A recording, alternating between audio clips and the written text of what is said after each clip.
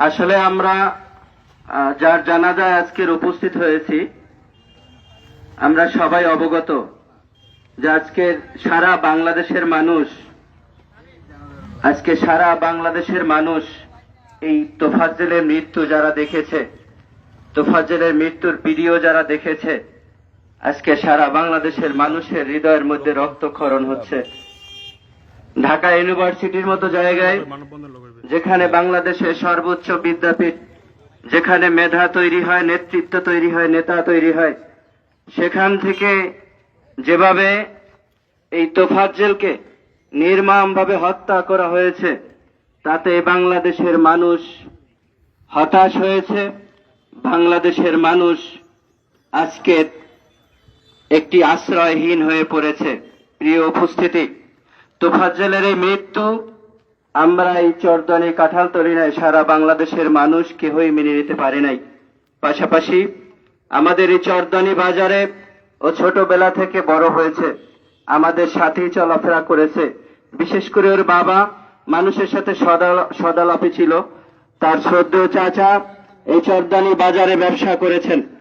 তাদের পারিবারিক সম্পর্ক, যদিও তাদের বাড়ি কাঁঠালতলী ইউনিয়নের মধ্যে, মূল বাড়ি নাচনাপাড়ায়, কিন্তু এই চরদনি বাজারের মানুষের সাথে তাদের একটি হৃদয়ের সম্পর্ক রয়েছে, আত্মার সম্পর্ক রয়েছে।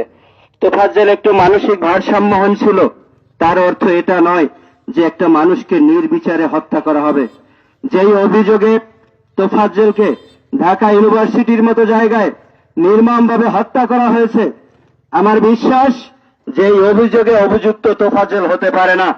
কারণ এই তোফাজ্জেল দীর্ঘদিন পর্যন্ত এলাকায় চলাফেরা করেছে। এমন কোন ইতিহাস আমরা দেখতে পাই না যে তোফাজ্জেল কোন মানুষের একটি সম্পদ নষ্ট করেছে, কোন মানুষের একটি সম্পদ অবৈধভাবে তিনি ধরেছেন। তার সর্বোচ্চ চাহিদা ছিল 50 টাকা, 20 টাকা, একজনের কাছে চাইতো, কিছু খাইতো। প্রিয় ভাইয়ের আমার, আজকের যারা এই জানাজায় উপস্থিত হয়েছেন, সকলের কাছে সজোরে অনুরোধ জানাচ্ছি যে এলাকায়ও যদি এরকম কোন আমরা ঘটনা দেখতে পাই যে একটি চোর বা একটি কোন সন্দেহের বশীভূতে, সন্দেহের উপর নির্ভর করে এরকম দুর্ঘটনা আর যেন দ্বিতীয়বার পুনরাবৃত্তি না হয়, আমরা সবাই সচেষ্ট থাকব। প্রিয় উপস্থিতি, আমরা কি এই তোফাজ্জেল হত্যার বিচার চাই? কে কে চাই? তো আমরা যদি তোফাজ্জেল হত্যার বিচার চাই, আমরা যদি বিচার চেয়েই থাকি, তাহলে আমি আপনাদেরকে জোর অনুরোধ জানাবো যে এই জানাজা শেষে আমরা চরদনি বাজারে স্থানে, হোন্ডা স্থানে আমরা একটি মানববন্ধনের আয়োজন করেছি। আমি আশা করব চরদনি সকল মানুষের পক্ষ থেকে আপনাদেরকে অনুরোধ জানাবো যে প্রত্যেকটা মানুষ এই মানববন্ধনে আজকের অংশগ্রহণ করবেন তো ইনশাআল্লাহ। আমরা জানাজা শেষেই দাফন কাজে যারা যাবে তারা ব্যতীত সকল মানুষ আমরা হোন্ডা স্থানে চলে যাব। এখানে যারা আলোচনা করতে পারেন নাই, আপনাদেরকে সেখানে আলোচনা করার সুযোগ দেওয়া হবে। সবাই ভালো থাকবেন, ধন্যবাদ। আসসালামু আলাইকুম রহমতুল্লাহ। সবাই লাইনে যান। আলহামদুলিল্লাহ ওয়া কাফা ওয়া সালামুন আলা ইবাদিহিল্লাযিনা ইসতাফা, আম্মা বাদ। আউযু বিল্লাহি মিনাশ শাইতানির রাজীম। বিসমিল্লাহির রহমানির রহিম। কুল্লু নাফসিন যায়িকাতুল মাউত। মুহতারাম, আজকের এই বিশাল জানাজায় যারা একত্রিত হয়েছে, আল্লাহর কাছে দোয়া করি আল্লাহ তাআলা এই জানাজাকে কবুল করেন, বলেন আমিন। কিন্তু ভাগ্যের নির্মম পরিহাস যে আমাদের তোফাজ্জেল, তার উপর এরকম নির্যাতন হবে, নির্যাতিত হবেন। তোফাজ্জেল কখনো কখনো মাছের বাজারে যাইতো, বলে একটা মাছ পাইলে নিজের ছোট্ট ভাইয়ের ছেলেদের কাছে নিয়ে যাইতো, বলে এই মাছটা তোমরা খাও। ভাগ্যের নির্মম পরিহাস, বাবা মারা গেল, মাও মারা গেল। কিন্তু আমার কাছে বড় আশ্চর্য লাগতেছে যে তার মা তার বাবার জানাজা আমি পড়াইছিলাম, কিন্তু তোফাজ্জেলের জানাজা আমাকে পড়াতে হবে সে কথা বুঝিনি। জেনেছিলাম তোফাজ্জেল আমার জানাজায় শরীক হবে, কিন্তু যেখানে মানুষ গড়ার কারিগর, আমার বড় ভাইও ঢাকা ইউনিভার্সিটিতে পড়েছিল, অনেক গিয়েছি ঢাকা ইউনিভার্সিটিতে, কিন্তু নিজের কাছে এখন খুব গেছিলাম এইটাই বড় দুর্বিষহ লাগতেছে যে একটা ছেলেকে কিভাবে নির্যাতন করলে পায়ের গোস্ত খসে পড়তে পারে, কিভাবে রক্তাক্ত হতে পারে। আমার মনে পড়ে যারা তোরা শিক্ষিত হয়েছিস কিন্তু মানুষ হও নাই, জানুয়ারি রয়ে গেলে আমাদের সোহাগ বা শাসক বলেছেন বলে ঢাকা ইউনিভার্সিটি কিন্তু রাজনীতি তৈরি হয়, এই যদি হয় রাজনীতির তো শেষ পরিণত আয়নাগারই হবে। এজন্য ভাই ও দোস্ত বুজুর, আমি আজকের এক বন্ধু আমার রিয়াজ ঢাকা থেকে ফোন করছেন যে ভাই তোমার স্ট্যাটাস পেয়েছি যে এই তোফাজ্জল তোমার গ্রামের। আমি বলতেছিলাম ভাই আমার গ্রামের না, আমার কাছের। আমার মনে আছে ওর বাবা একসময় দূরে চলে গেছিল, ওরা দুর্বিষহ জীবন যাপন করতো, আমাদের বাড়ি বারবার যাইতো, কিন্তু সে থেকে তোফাজ্জলের জীবনে মনে হয় আর শান্তি হইল না। বলে আমার রিয়াজ বলতেছিল যে ভাই সারা বাংলাদেশের যে চোখের পানি, এই পানি তো হয়তো তোফাজ্জলের জিন্দেগি আল্লাহ তাআলা অনেক বড় করে দিবেন, তোফাজ্জলকে শহীদি মওত আল্লাহ তাআলা দান করবেন। এজন্য সবাই বলেন আমিন। সৎ আল্লাহ তোফাজ্জল জীবনে শান্তি পায় নাই, কষ্টই পেয়েছে। ও আরশে আজিমের মালিক, তুমি তাকে জান্নাতের সুউচ্চ মাকাম দিয়ে আল্লাহ তাআলা জান্নাতুল ফিরদাউস নসিব করো, তাহলে আমাদের এই কষ্ট, আমাদের রক্তক্ষরণ, আমাদের চোখের পানি একটু হয়তো শান্তি পাবে। আখির দাওয়ানা আলহামদুলিল্লাহি রাব্বিল আলামিন। এখন জানাজা হবে, জানাজার পরেই আমাদের র্যালি হবে। আল্লাহ তাআলা আমাদের জানাজার মধ্যে সকলকে অংশগ্রহণ করার তৌফিক দান করুক। যারা হ্যাঁ রাস্তায় যারা বের হয়েছেন এখনই জানাজা হবে, জানাজা হবে।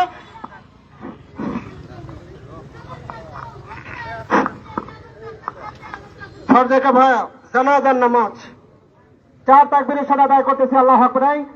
লাইভ ভাই জানাজার পরে হবে ইনশাআল্লাহ। এই সবাই উপরে আসো, এই উপরে আসো, এই সবাই উপরে আসো।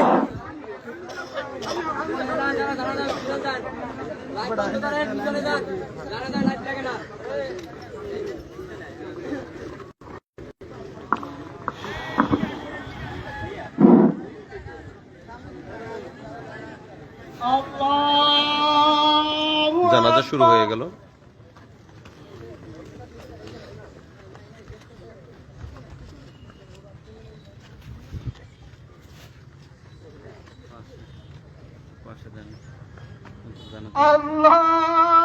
আল্লাহু আকবার।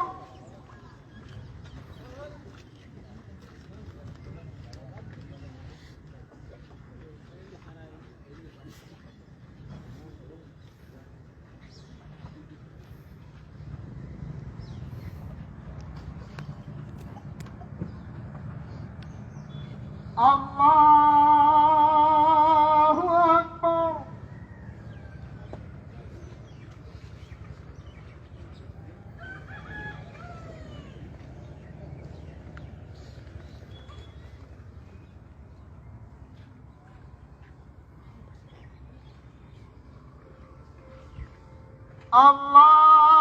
আল্লাহু আকবার।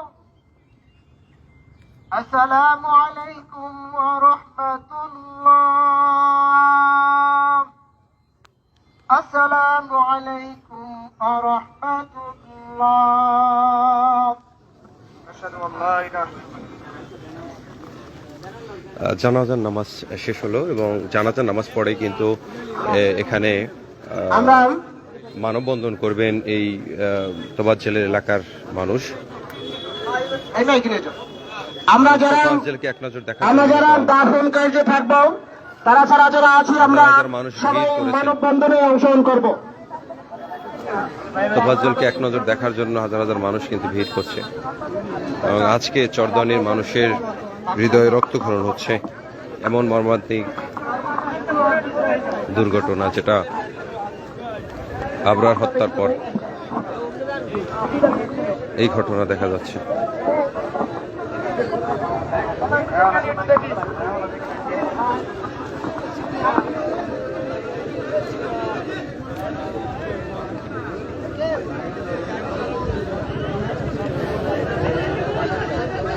মানববন্ধন বাজারে। আমরা সবাই এখন হোন্ডা স্ট্যান্ড চলে যাব, সেখানে মানববন্ধন হবে। সাংবাদিক ভাইরা যারা দূর দূরান্ত থেকে এসেছেন আপনাদেরকে অনুরোধ জানাচ্ছি, আপনারা সবাই হোন্ডা স্ট্যান্ড চলে যান, আমাদের মানববন্ধন এখনই শুরু হবে। সোহাগ সোহাগ এই সোহাগ সোহাগ পিছে নাই পিছে নাই পিছে নাই পিছে নাই।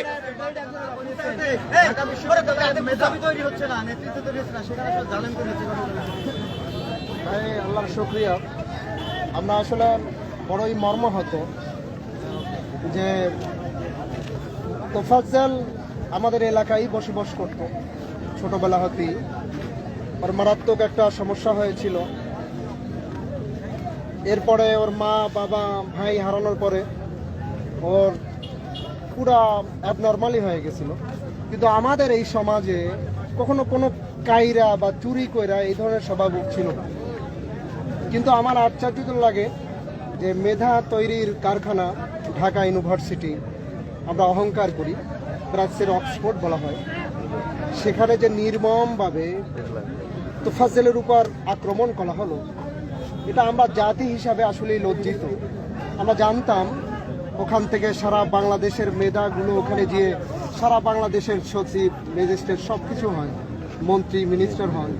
কিন্তু আজকে আমি বড়ই দুঃখ পেয়েছি বা কষ্ট পেয়েছি ওই ভিডিওগুলো দেখে, যে কিভাবে আক্রমণ এবং শোষণ লাঞ্ছনা নিপীড়নের পরে একটা ছেলের, একটা অনার্স মাস্টার ছেলে, আমি অনেকবার ওর ইংলিশ বক্তৃতাও শুনেছি, একটা নির্যাতন, একটা চুরি। হ্যাঁ, তোমরা চুরি করছে, চুরির বিচার করো। বলে চুরির বিচার তো এমন নয় যে ভাত খাওয়াইয়া ক্যান্টিনে আবার মার দেওয়া হোক, আবার মার দাও, বলে মার দাও এরকম যে শরীরের সমস্ত বস্তুগুলা খসে খসে পড়ে। আমি এই শোষণ আর লঞ্চনা বঞ্চনা, আমি আসলে আজকে সারা রাত্র ঘুমাইতে পারি নাই।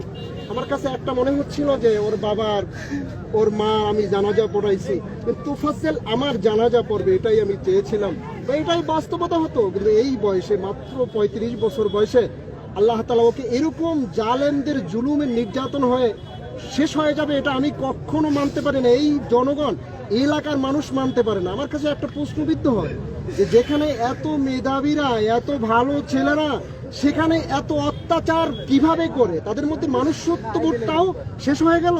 আমার ভিতর থেকে একটা আওয়াজ হয় যে শিক্ষিত হয়েছ, কিন্তু মানুষ হবে কবে? তোমরা ঢাকা ইউনিভার্সিটির অনেক ডক্টরেট, অনেক ডিগ্রি নিতে পারো, কিন্তু মানুষ হইতে মনে হয় পারো না।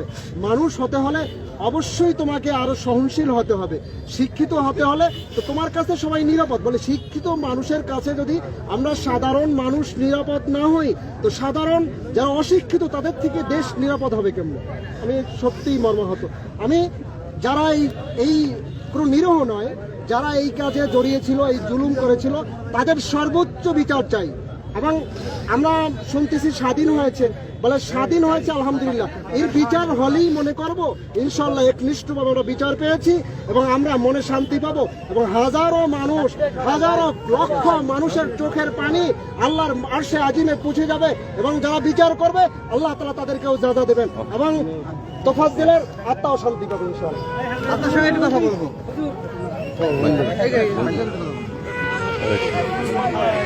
জানাজা শেষ হয়ে গেছে ভাই, জানাজা শেষ হয়েছে। এই এটা সব সব আচ্ছা, এই হাতটা ধর, এই পেশেন্ট, আমরা এই পেশেন্ট।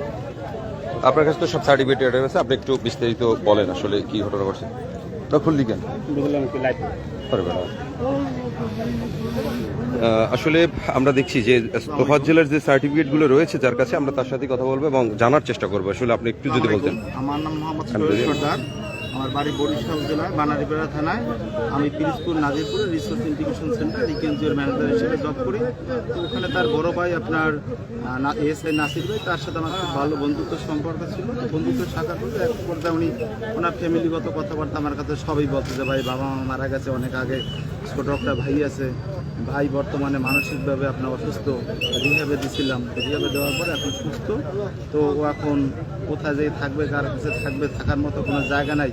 আমি যদি একটা লোক পাইতাম তার কাছে রাখতাম। পরে এক পর্যায়ে আমি বললাম, ভাই আমি তো রুমে একা থাকি, দিনের বেলা থাকি না, ইচ্ছা করলে আমার রুমে আমার কাছে থাকতে পারে, কোনো সমস্যা নেই। পরে ও আমার রুমে থাকতো এবং বাইরে হোটেলে খাওয়া দাওয়া করতো। আর আমার কাছে থাকতো। তো তোফাজ্জল তখন সুস্থ ছিল এবং ভালো ছিল। এক পর্যায়ে ও যখন সুস্থ হয়ে গেছে আমি ওর জন্য বললাম যে ভাই ওরা এক জায়গায় একটা কর্মের ব্যবস্থা করে দিই, তাহলে ও আরও ভালো থাকবে। এরপরে দুই এক জায়গায় কথাবার্তা বললাম, বলার পরে বললো যে ভাই ওরে আগামী সপ্তাহে শনিবার দিন ওরে যোগদান করতে পাঠান। এই মুহূর্তে নাসির ভাই অসুস্থ হয়ে পড়লো। অসুস্থ হওয়ার পরে আপনার নাসির ভাই বললো ভাই আমি তো শারীরিকভাবে অসুস্থ, আমার ঢাকা যাইতে হবে, ও যদি আমার কাছে না থাকে তাহলে তো আর আসলে কোনো কিছুই করা সম্ভব না, আমরা ভাবি একা মানুষ দুটো বাচ্চা নিয়ে পারবে না। এরপরে নাসির ভাই অসুস্থ হয়ে ঢাকা গেল, তোফা এলো, তোফাজ্জলের সাথে গেল। যাবার পরে নাসির ভাই মারা গেল। মারা যাওয়ার পরে তোফাজ্জল আবার পুনরায় সে আগের মতো মানসিক রোগী হয়ে গেল। এরপরে সার্টিফিকেটগুলো আমার কাছে যত্ন সহকারে রাখলাম। রাখার পরে কিছুদিন পরে ওর ভাবি গেল পিরোজপুর নাজিরপুরে। যাবার পরে ওনার একটা খাট ছিল, খাটটা আমার কাছে বিক্রি করে যায়। যাবার পরে আপনার ওর যে কাপড় চোপড় সার্টিফিকেটগুলো ছিল আমি বললাম যে ভাবি এগুলো আপনি নিয়ে যান। উনি বললো যে না ওগুলো আমি নিতে পারবো না, আপনার কাছে যত্ন সহকারে রাখিয়ে দেন। এরপরে আমি যখন পিরোজপুর নাজিরপুর থেকে বদলি হয়ে বরগুনা সদরে আসলাম, আসার পরে আমি ওদের সাথে যোগাযোগ করার চেষ্টা করার পরে এক পর্যায়ে তার চাচা তানিয়া তার দুদিন ফোন দিলাম। ফোন দেওয়ার পরে উনি বললো যে ভাই রাজীব পরিবহনের গাড়িতে উঠেই দেন। আমি আর তার কাছে দেই না, কারণ কি ওর তো আসলে পৃথিবীতে কেউ নেই। ওর অনেক কষ্টের সম্পদ সার্টিফিকেটগুলো আমি যদি এগুলো ঠিকমতো রক্ষণাবেক্ষণ করে ওর হাতে পৌঁছতে না পারি তাহলে আসলে নিজের খুব অপরাধী মনে হয়। এই জন্য আমি আর ওগুলো কারো কাছে দেই নাই। এরপরে আমি যে কোনো মাধ্যমে জানতে পারলাম যে ও আপনার পাথরগাড়া উপজেলা চেয়ারম্যান এনামুল ভাইয়ের বরফ মিলের ওখানে থাকে খায়। আমি তার সাথে দুদিন কথা বলছি, পরে ভাই বলছে যে ভাই আপনি একসময় আইসেন সময় সুযোগ করে। এ করতে করতে আসলে বিভিন্ন কাজের তাড়না আর পরবর্তীতে আমার আশা হয় না। কিন্তু আমি যখন শুনতে পারলাম যে তোফাজ্জল ঢাকা ইউনিভার্সিটি ওখানে ছাত্ররা দ্বারা পিটিয়ে হত্যা করছে, তখন আমার দুই চোখ থেকে আপনার কি পরিমাণে যে বৃষ্টির মতো পানি ঝরছে যা আসলে বলে শেষ করতে পারবো না। কারণ কি ওরে আমি আমার নিজের ছোট ভাইয়ের মতো জানতাম। ওরে আমি যখন রাত্রবেলা বাসা যাইতাম, যাবার সময় ওর জন্য আমি ওই বাজার থেকে পেয়ারা নিয়ে যেতাম, কমলা নিয়ে যেতাম, ওরা আমি ছোটো ভাইয়ের মতো খাওয়াইতাম। কারণ কি জানতাম আসলে ওর পৃথিবীতে কেউ নেই, যার এই পৃথিবীতে বাবা নাই মা নাই তার আসলে কেউ নেই। এবং এমনকি ওর বাড়িতে আমি শুনছি যে ওর থাকার জায়গাটা পর্যন্ত নাই। কারণ কি একটা মানুষ দিনের বেলা জমি খেতে কাজ করুক আর যা কিছু করুক, রাত্রবেলা বাসা যায় তার নিজের বাসভবনে নিজের বাসায় সে আপনার একটা আশ্রয় কেন্দ্র থাকে, কিন্তু তাও ছিল না। শুনছি যে ওর ভাই নাকি তার বাড়িঘর নাকি সব আপনার নিয়ে তার শ্বশুর বাড়িতে ঘর দরজা করছে। এই সব মিলিয়ে মানে ওর জন্য আমার কেমন যেন মনের দিক থেকে একটা মানবিক দৃষ্টিতে মানে খুব এই যে খারাপ ঢাকা লাগে। ইউনিভার্সিটিতে যে ঘটনা ঘটলো এটা আসলে আপনি কি আসলে করবেন? বিষয়টা কোন রকম আসলে মানার কথা না, কারণ ঢাকা ইউনিভার্সিটি হচ্ছে আপনাদের শিক্ষা প্রাঙ্গণে একটা শ্রেষ্ঠতম একটা জায়গা। ওখানে আপনার যে এই যে ঘটনা ঘটছে আসলে এই ঘটনা কোনো প্রকার আসলে মানা যাইতেছে না যে এদের মতো শিক্ষিত ছেলেপেলেরা এরা কি করে একটা মানুষকে এইভাবে নির্মমভাবে খাওয়া দাওয়া করানোর পরে তাকে মারার পরে হত্যা করে। আসলে আমি এটা কোনো প্রকার মানতে পারতেছি না। আমি এর সুষ্ঠু বিচার কামনা করতেছি। ওকে, ধন্যবাদ। একটু সার্টিফিকেটগুলো একটু যদি দেখান, সার্টিফিকেট ভিডিওটা দাও। এই ভিডিওটা নেই, এই যে ই করতেছে আপনারা দেখছেন যে আসলে এই তোফাজ্জলের যে অর্জনকৃত যে সার্টিফিকেটগুলো, বিভিন্ন প্রতিভা যে সনদগুলো রয়েছে সেই সনদগুলো নিয়ে কিন্তু বিভিন্ন প্রশিক্ষণে কিন্তু সনদ রয়েছেন। আপনারা দেখতে পাচ্ছেন যে বাংলাদেশ সরকার কর্তৃক যে সনদগুলো আপনারা দেখেন, এবং এই যে সনদগুলো উপর থেকে সনদগুলো আপনারা দেখেন যে এই যে একে একে যে তার যে প্রতিভাগুলো ছিল সেই প্রতিভাগুলো আপনারা দেখেন। প্রত্যেকটা সনদ বিভিন্ন চাকরিতে অ্যাপ্লাই করা, সেটা কিন্তু ছিল তার একটি অন্যতম যোগ্যতা। তিনি কিন্তু মাস্টার্স অনার্স করছে বাংলায় এবং বঙ্গবন্ধু ল কলেজের তিনি অধ্যয়নরত ছিলেন। প্রথম বর্ষ কিন্তু তিনি কমপ্লিট করেছেন। এবং আজকে দেখেন তার জন্মসনদ, তার যত প্রশংসাপত্র রয়েছে সবকিছু কিন্তু এখানে রয়েছে, ট্রান্সক্রিপ্ট, টেস্টিমোনিয়াল সব এখানে কিন্তু একে একে আমরা দেখছি যে বিভিন্ন আপনার যে একাধিক প্রতিষ্ঠানে আপনার যে আপনার চরধনী মাধ্যমিক বিদ্যালয়ে যে ওগুলোর সনদগুলো সব